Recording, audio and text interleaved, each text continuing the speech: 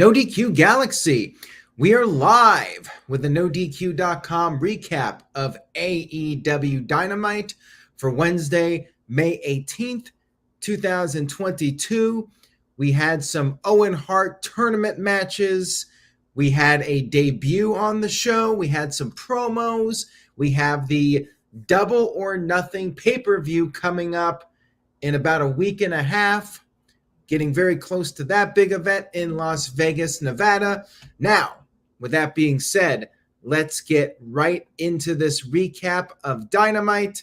We kicked it off with an Owen Hart tournament match. We had Samoa Joe going up against the Joker for the men's tournament, a mystery opponent. Somebody who I believe Tony Khan was hyping up as a debuting wrestler in AEW. And this debuting wrestler was, in fact, a former WWE star. Are you shocked?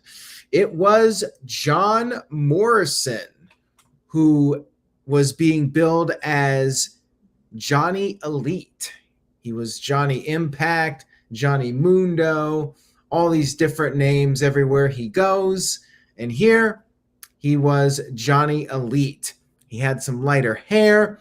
Jim Ross called him a kid, which I'm pretty sure he's around 40 now, or very close to 40. But whatever, I guess as far as JR is concerned, he's a kid. Morrison got in some offense. A little back and forth action here between these two. Morrison, or Elite, feels weird calling him Elite. Maybe I should just call him Johnny. Johnny did some of his signature moves, cartwheel into a clothesline, did a dive off the top, his 450.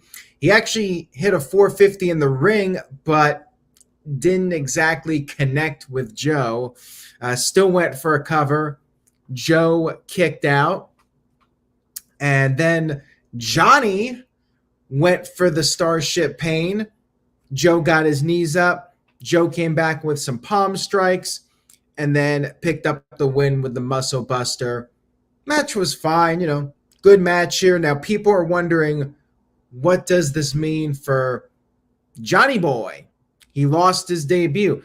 I'm feeling like this was maybe just a one-off, just like Big Cass a few weeks ago. This was just a chance for a former WWE guy and somebody that I'm sure a lot of people in the locker room have respect for.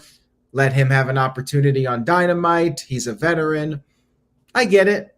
I feel like he is not going to be a regular in Dynamite. That's just my opinion on it. I feel like Tony Khan is going to be really selective about people that he will be signing to contracts. But hey, we might not see the last of Johnny Elite. What do you guys think? Would you like to see more Johnny Elite in AEW? Leave a comment. Let me know what you think on the YouTube comment section over at youtube.com/AaronRiftNoDQ. And immediately after the match was over, you had Jay Lethal's crew, him, Sanjay Dutt, and Satnam Singh. They came down to the ring, immediate attack on Joe. They beat him down, and then Jay Lethal used a pipe on Samoa Joe's arm, and eventually the best friends came down to make the save. And All Things Wrestling in the chat brought up maybe Johnny will end up as part of Ring of Honor. That is very true. If they need an established guy for Ring of Honor, I could definitely see that happening. Now, here's an interesting comment. A lot of people were talking about this on Twitter. D. Martin V sent in $5. Thank you for that. I appreciate it. Says, as soon as I saw the graphic of Johnny Elite, my initial thought was the first person that came to my mind was Gargano. You were not the only one. I even thought it for a split second. I saw the name Johnny and I was like, oh, Gargano? But then I thought, oh, Elite, must be Morrison. Did not recognize the music at all.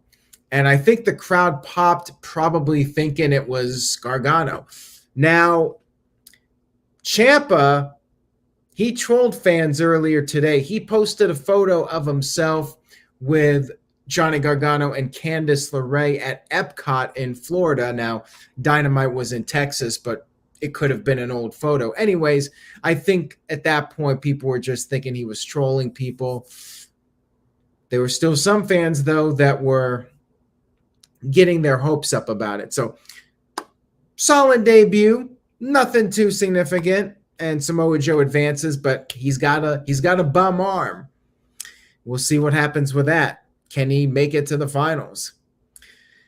We had footage shown from last week's match, Jeff Hardy versus Darby Allin. Jeff Hardy was backstage being interviewed. He was medically cleared for his match with Adam Cole. The Young Bucks confronted the Hardys and said Jeff should take the night off. Said that Adam Cole would kick his ass if he did not take the night off. And Matt said Jeff was going to be fine. Matt also said that Jeff is a Hardy and not a Hardy cosplayer. Ouch. And Matt warned the Bucks to not interfere in the match. We had CM Punk come to the ring for commentary, and he was wearing an abortion rights is human rights t-shirt in the state of Texas. Way to go, CM Punk. And then we had Adam Page, the world champion, in action. I'm going to try to get the name right. I might screw it up here. Kanosuke Takeshita. Again, I'm not good at pronouncing these names, so I'm just going to call him Takeshita. Worry about the last name and hope I got it at least somewhat correct. And these two had a pretty solid match here. It's nice to see the world champion in action on the show, although you know it's just him building up momentum for the pay-per-view. And good stuff here, back and forth between these guys. They traded some blows. Page got the upper hand. Crowd was doing the cowboy shit chant. And Takeshita did some moves that El Generico, Sami Zayn, did back in the day. And CM Punk even said, El Generico, didn't he pass away? They hit each other with a double clothesline, and the crowd was giving them a standing ovation, and they continued to trade strikes. Page hit a tombstone, but Takeshita kicked out, and then Page was able to kick out of a powerbomb by Takeshita, and Takeshita was selling his neck from the pile driver, and then Page built up some momentum, hit the buckshot lariat, but then he used the GTS. Now, last week, Punk used the buckshot lariat in his match with Long John Silver. So Page this week hitting the GTS, a little tit for tat, and he picked up the victory, of course, no surprise. Afterwards, Page and Punk had a little face-off on the ramp. So, you know, pretty standard build-up for the match, but I'm liking it. No issues with this. We then had a tag team match. Holla, holla, holla. We had Keith Lee and Swerve Strickland up against DJ Drake and Anthony Henry. I can tell you right now, you can just see this match on the marquee and you know who's winning. No entrance for the guys you really don't know. So yeah, pretty much a squash match. You know, the other team got a little bit of offense, but you know, this was a showcase match for Lee and Swerve. They picked up the win. Lee picked them up for a power bomb, and Swerve came up the top with a double stomp. And then afterwards, Keith Lee cut a promo and talked about how they are now a top 5 ranked team in AEW. Ricky Starks and Will Hobbs interrupted, said that they're a couple of selfish jabronis, and The Jurassic Express, the tag team champions, arrived. They made fun of Ricky Starks' attire and said that Starks looks like he's ready for a real championship for a change. You know, he's the FTW champion. So Christian said that they were going to issue a challenge to both teams for Double or Nothing. And then Christian also proposed a triple threat match so Jungle Boy could get his win back. Next week, it's going to be Jungle Boy versus Ricky Starks versus Swerve Strickland. Feels like this match is kind of being thrown together, and Curtis Butler even said this looks like a WWE segment. For a tag team title match, it does feel like it was kind of thrown together. You know, the pay-per-view is like a week and a half, and AEW has 3 months between pay-per-views. You would have thought that they would have had more of a solid build-up for the tag match. I'm sure it'll be really good, though, with these 3 teams. But, yeah, it kind of does feel a little bit thrown together. And, geez, I feel like Keith Lee and Swerve just formed a team like a couple of weeks ago. Maybe I'm wrong on that. But it doesn't feel like they've been a team for very long, and already they're a top 5 tag team. We had MJF arrive, and business definitely picked up here with MJF. He arrived for the 10 lashes to Wardlow. Now, we all remember quite a while back, Cody Rhodes got 10 lashes from MJF to set up their Revolution match. MJF ripped into the state of Texas, called them a bunch of fat hicks. He got the a-hole chants. And MJF said if Wardlow does anything to him, puts his hands on him, the match will not happen. Wardlow was brought out. Once again, no fanfare, no music. He had his security. And MJF spit in his face before the whipping began. MJF whipped him once. No reaction. Wardlow, complete no selling it. MJF was shocked about this. Wardlow was just laughing at him. MJF kept going, took off his jacket. Still no reaction. MJF was getting really angry. So Shawn Spears took over with a couple of lashes, but still not much reaction from Wardlow. And then it was down to the last one. And that's when MJF kicked him low. Low blow. And then MJF pulled out the Dynamite diamond ring and took out Wardlow with it, hit him right in the head with it. Shawn Spears hit the C4. MJF countered the pin, and that sets up next week's match with MJF as the referee. Wardlow versus Shawn Spears. Best thing on Dynamite. MJF was just awesome here as usual.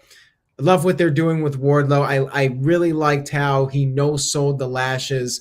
Great stuff here. I loved it. And to me, right now, this might be the match I'm looking forward to the most. I mean, I am looking forward to CM Punk versus Hangman Adam Page. But to me, this one, MJF's the hottest act in the company right now as far as I'm concerned. And Wardlow is right there next to him. This is going to be an interesting one to watch. We had Trent and Rocky Romero cutting a little backstage promo, and I guess they want some tag team titles, and they pretty much challenged FTR for the Ring of Honor tag team titles. We then had Kyle O'Reilly versus Rey Fenix in another Owen Hart tournament match. Good match here. Back and forth. They did some mat wrestling. Rey Fenix did some of his high-flying antics. And Rey Fenix started to build up momentum, but he was hurting because O'Reilly targeted the arm, sent Fenix into the ring post, and as Fenix was making his comeback, he was hurting. And he did hit a Hurricane Rana to the floor, got back in the ring, but then O'Reilly got him into a submission, and yeah, the pain was too much for Fenix, and he had no other choice, as they say, but to tap out. Kyle O'Reilly advances in the Owen. And then we had a pretty lengthy promo segment with the JAS, the Jericho Appreciation Society. They were confronting the Blackpool Combat Club and Team Eddie Kingston. Kingston along with Santana and Ortiz. When the JAS came out, they cut the music, they cut Judas, and they said there would be no sing-along with Judas. Why not just change the music? How about that? Anyways, Jericho was pure savage here with his insults, and some people were getting offended by it on Twitter. But here's my take on it. When you start talking about personal stuff and real life problems, if it's something that everybody agrees on and you're doing it to draw money, at the end of the day, I'm cool with it. Do what you got to do to fill the seats and get the heat, as they say. So Jericho was really ripping into Regal hard. He talked about how he thought Regal would be dead by now, called him a waste of potential, a world-class addict, and said Regal was fired from every company he ever worked for, weaseled his way into AEW, and he started taking shots at the other guys in the ring, called Bryan a squeaky clean nerd, and said that maybe if he hangs around William Regal enough, he'll have to join a program just like Jon Moxley. Wow. Yeah. He went there. And Jericho advised Regal to go home. Said if Regal doesn't go home, he'll throw a fireball in his face. Or maybe he'll take a piss in Regal's tea again. Little callback to that great WWE angle when Jericho pissed in Regal's tea and Regal drank it. That was great. That was to set up WrestleMania 17. I believe it was WrestleMania 17, somewhere around there. And shout out to Kayfabe Candy Ass, who's not using his usual username. What's up with that? Coffee stain music. So Regal had his rebuttal, and unfortunately, it was not quite as fire. Regal started talking about his history with Jericho, and crowd was not really with him here. He lost them a little bit. They actually started doing what chants at him, and eventually he came around and got to the punchline. Said that he would go backstage back in the day, and he took Chris Jericho's toothbrush and stuck it up his bottom. Daniel Garcia was not happy with this. And Regal then revealed that he did it to Garcia's toothbrush on last week's Dynamite, apparently. Jericho then issued a challenge. He wanted to challenge the five guys in the ring to a stadium stampede match. But before he could finish that, Jon Moxley got on the mic and said he ain't doing that shit. That's a bunch of sports entertainment crap as far as he's concerned.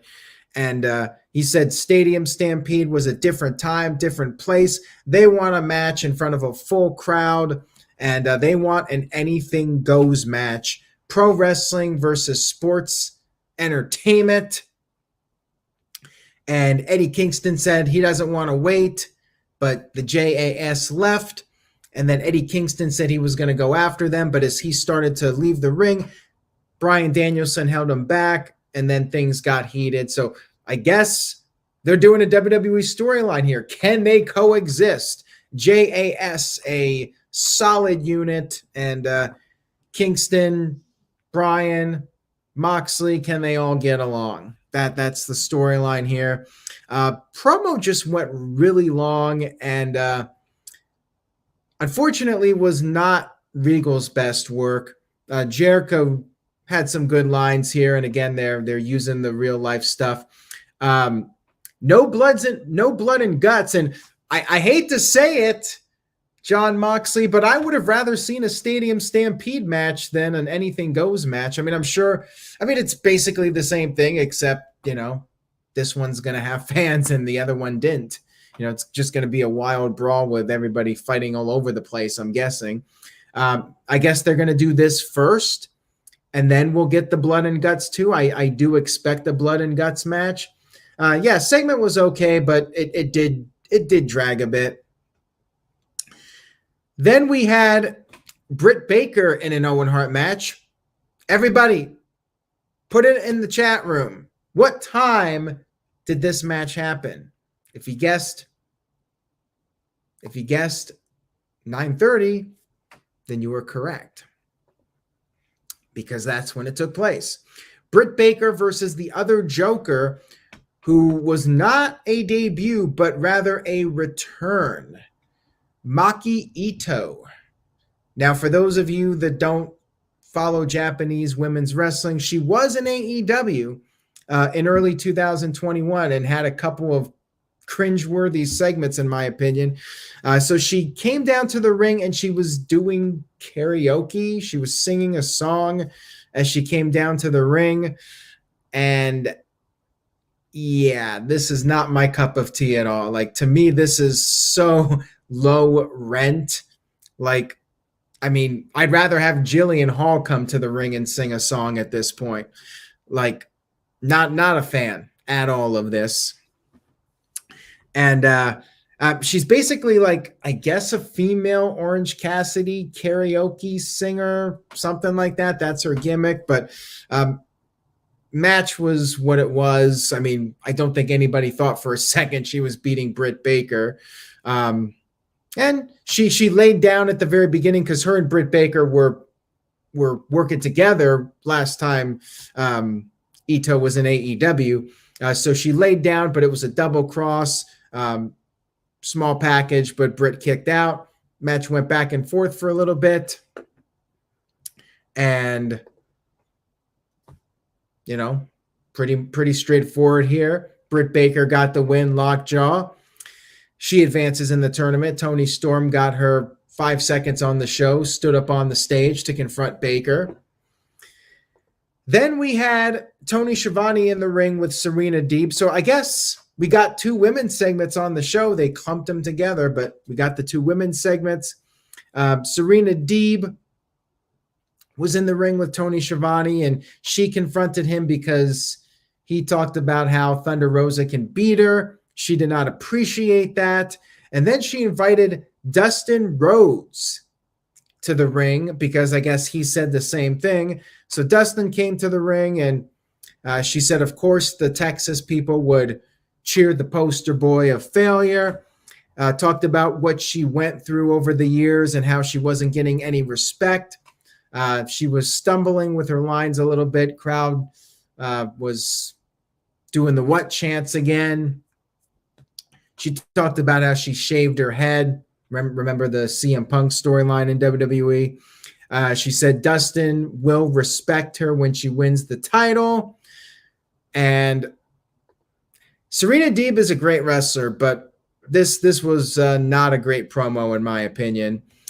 And you had Thunder Rosa run down to the ring. Dustin tried to hold her back, and then Deeb took a cheap shot with the women's title, and they pretty much cut away from it. They were running short on time here. Like, I think they had 6 matches announced, and they may have added a 7th match to the card.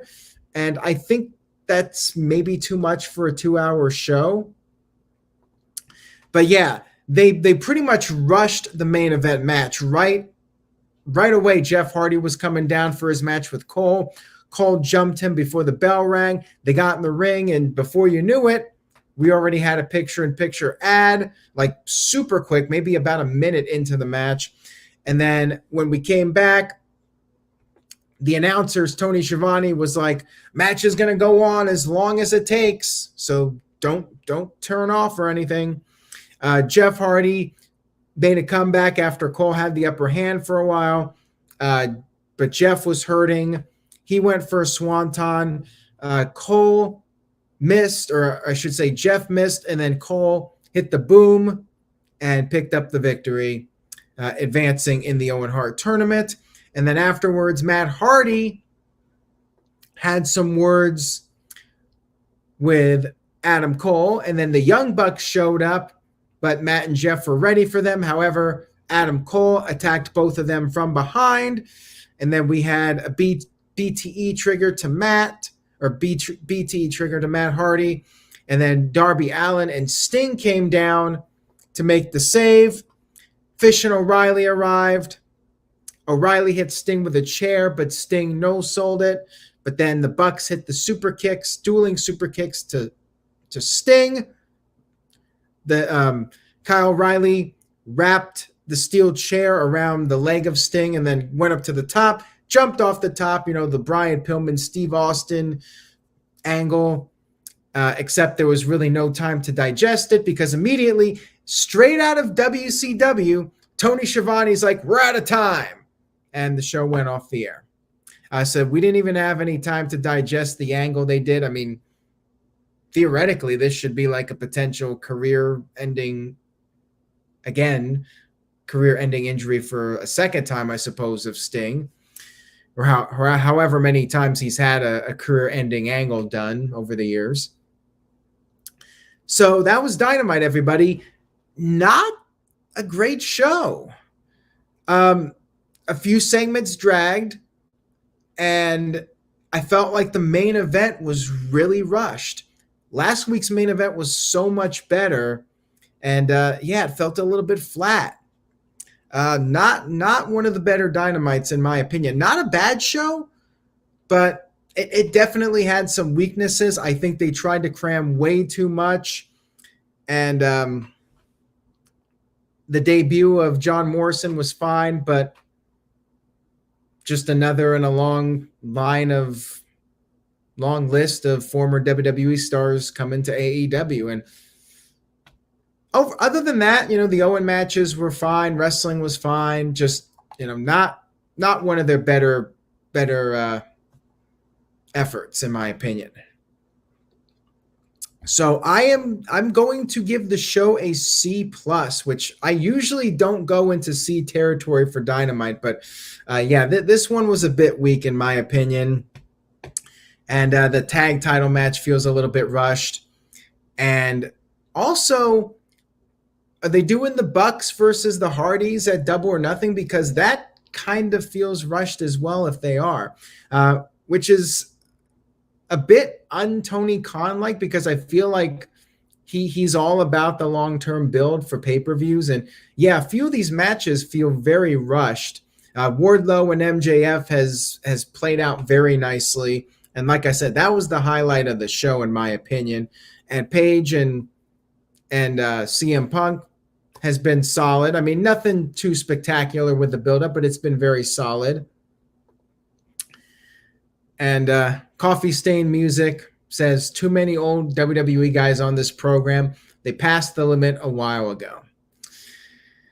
Yeah, I mean, it was a fine show. Double or Nothing's going to be great, but not one of their better efforts. Anyways, guys, that's all I got for tonight. I hope you enjoyed the video. If you did, please give it a like, tell a friend, spread the word, and stay tuned to NoDQ.com for the very latest. Remember, say yes to NoDQ.com, and I will see you all next time.